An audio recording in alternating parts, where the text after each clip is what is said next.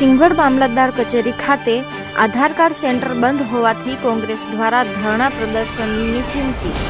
સિંગવડ તાલુકા કોંગ્રેસ સમિતિ કાર્યકારી પ્રમુખ રમસુભાઈ હઠીલાના નેતૃત્વમાં સિંગવડ મામલતદાર કચેરી ખાતે ચાલતી આધાર કાર્ડની કીટ છેલ્લા 1 વર્ષથી બંધ હાલતમાં જણાતા સિંગવડ તાલુકા મામલતદારશ્રીને આવેદનપત્ર આપી રજૂઆત કરી।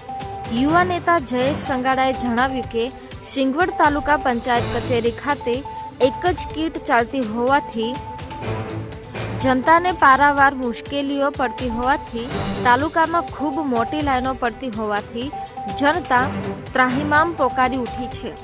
સિંગવડ તાલુકો દાહોદ જિલ્લાના રાજકારણનું એપી સેન્ટર છે।